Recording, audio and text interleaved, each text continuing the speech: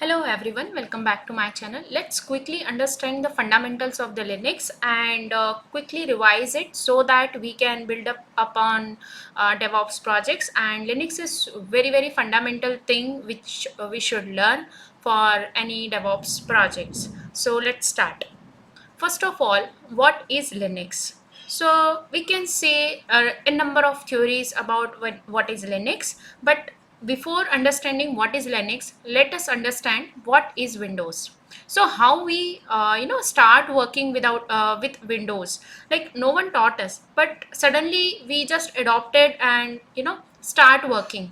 So how we pursue our Windows is we have a laptop, and when we power on, it has some logo coming up like Windows, and then it will show one desktop like this. Here we can see, so here it is a desktop, and we have a number of applications. With the help of that we can do number of things, right?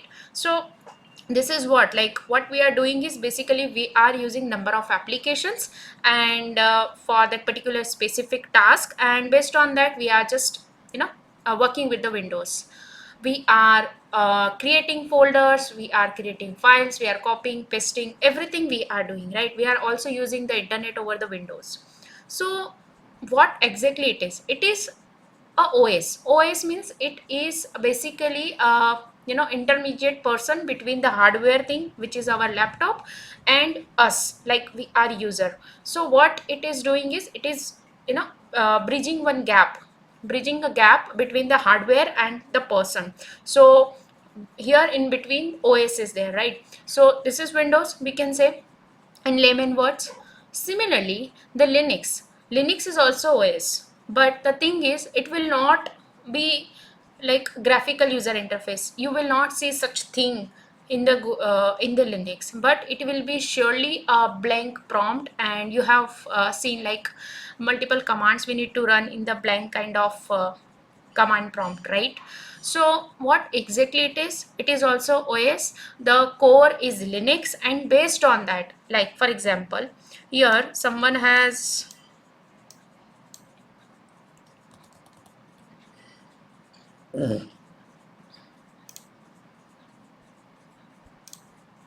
so what we have discussed till now is, suppose we have one laptop. Okay, we have one laptop and we are generally using it on the Windows. So we have some number of icons, and in these icons we are clicking and doing the things, right? Double clicking, opening the application and doing that work. But in the Linux, you suppose if you have a laptop and you have installed the Linux servers, then you will not see this kind of things. Yeah, there is a case like we can install it as a GUI, but as a DevOps perspective we should learn on the command prompt. So here we are discussing that. So here you will not see any icons and all, but instead you will just get one command prompt, and here you need to run commands. Okay, so this is also operating system, and this is also an operating system. This operating system basically is the bridge between the hardware and the applications, right? The user applications, which is allowing us to interact with the hardware and getting the things done.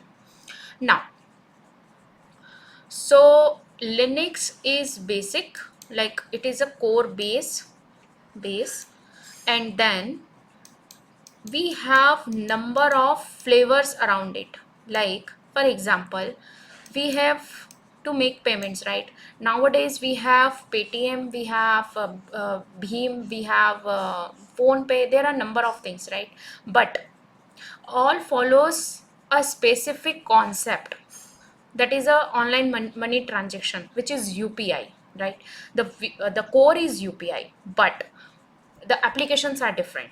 Similarly, the core is Linux, the core is Unix and Linux, but it has many flavors like Ubuntu, CentOS, and Red Hat, Kali, Linux, Mint. Many flavors are there, but ultimately the core is Linux and Unix, right?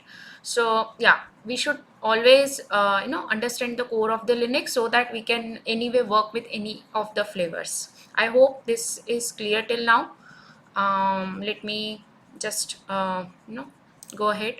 Next one is,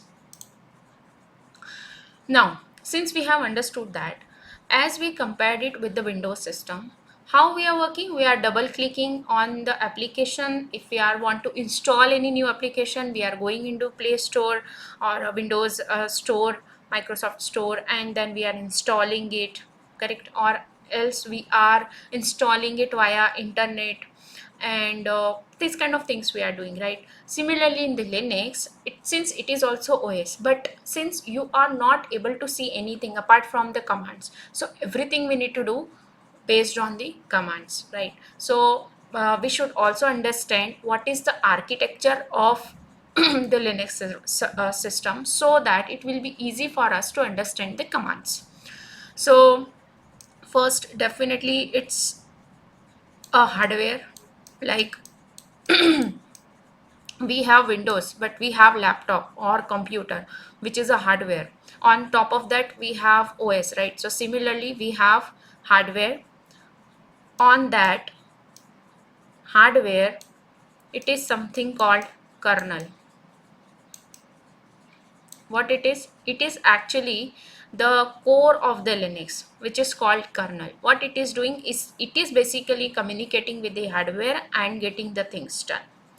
But suppose you are here, like there is hardware, there is a kernel, but suppose you are giving commands, but whatever you are writing, this is not getting understood by the kernel, or it is not understood by the hardware. So how you will communicate it, right? So for that, you will be having utilities command. You will be having utilities command like applications.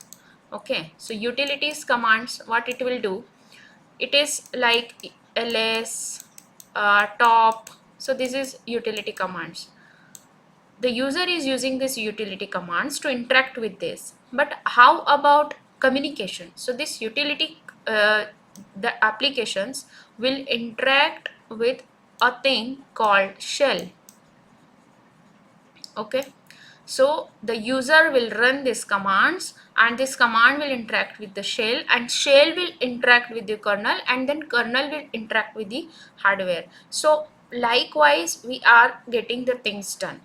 Okay, so this is a architecture of Linux, where we have the hardware, then we have a kernel which is getting interacting with the shell and the hardware. We have the shell, and we have a utility commands or the application, and user is here, which is who is directly using the utility commands, right? Without knowing everything, like without knowing what is going on behind, we are generally passing ls, stop, and everything, and behind the scene the shell is interacting with kernel and hardware and giving us the response. I hope this part is also clear. So I hope this is clear to you. This is enough to understand the basic of the Linux. But next video we will take one server, and then we will do the basic commands, what is required to work as a DevOps engineer, and we'll do it in the next video. Thank you.